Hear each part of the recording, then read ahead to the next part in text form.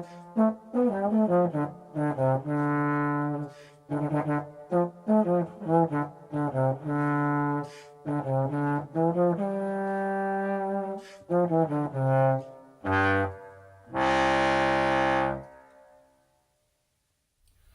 there. That was an excerpt from Ravel's Bolero, a classic piece of orchestral music that everyone should know, including you. My name's Rock Bordenov, trombonist and friend of Professor Schlegel, master of music and friend of mine for 30 years at least. I'm here today to help him and you get a little lesson on the slide trombone.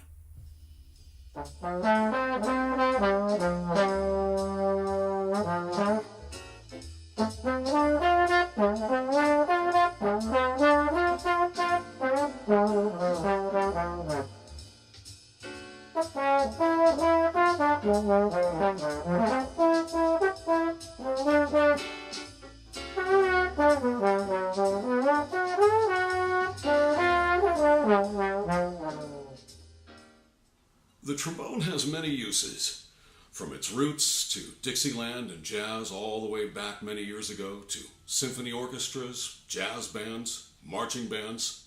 You can find the trombone being used as many, many things.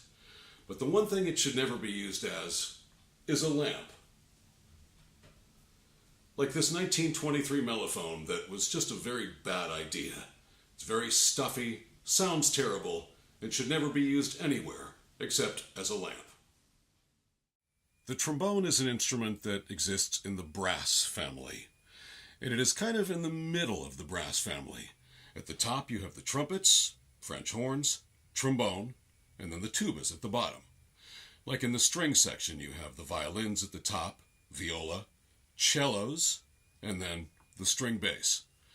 So the cello and the trombone have sort of the same voice within their respective families. The way the sound on a trombone is made is by buzzing the lips.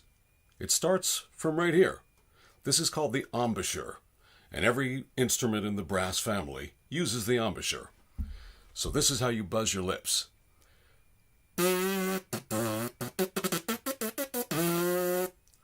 So then, by buzzing your lips into this, the mouthpiece, this becomes sort of a director of the airstream. It moves the air a certain way, out here, and hooks it up to the amplifier, which is actually the trombone. And then we plug this into the trombone's lead pipe, and here we have our amplifier.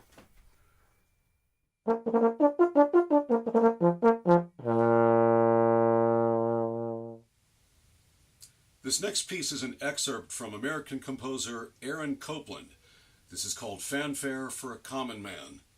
It's a wonderful piece of music, and one that I won't be able to get out of my head for about 7 weeks following playing this.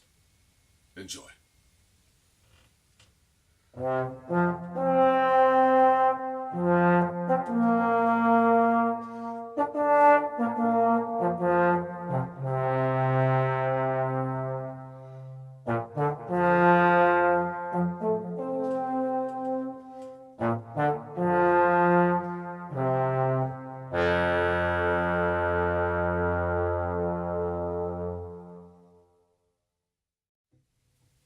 Oh, and say hello to my little friend.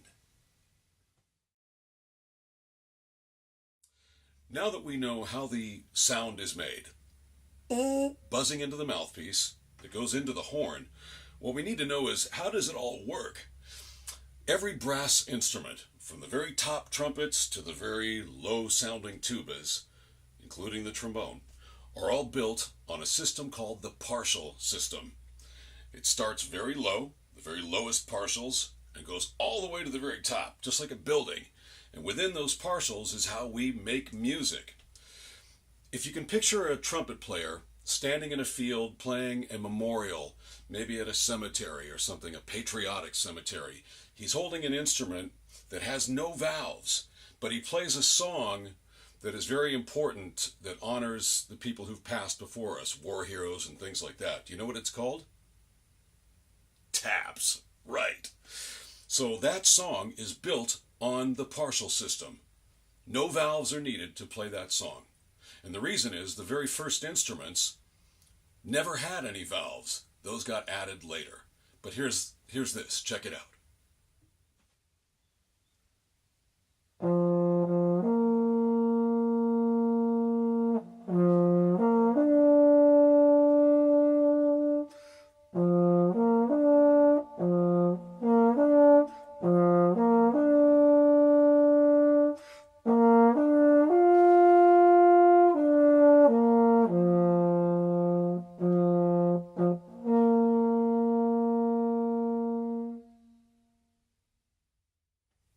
So without moving the slide, or without using a single valve, if that were a bugle, we can play that song. That is how the partial system works.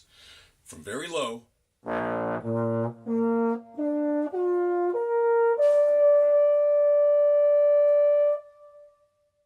all the way up to the very top of the instrument. And that is the partial system. Now, once we start moving the slide, we can change the notes within the partial system. Some instruments use valves, others use a slide, and that's pretty much how you get all the notes and you can make songs. I mentioned before the valve instruments. This is kind of a unique one in that it's a valve trombone. It's wrapped like a trombone, except there's no moving slide. It has valves instead. So it's kind of moves exactly the same way as a trumpet does, except it sounds like a trombone.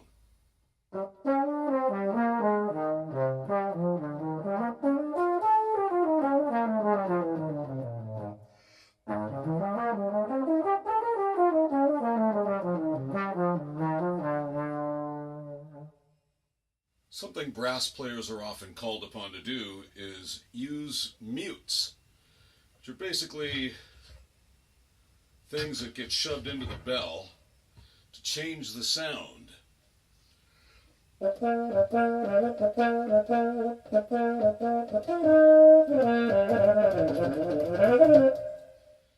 There are all kinds of mutes. That was the cup mute.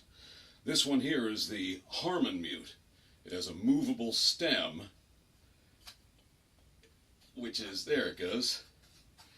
Yep, and it sounds like this. So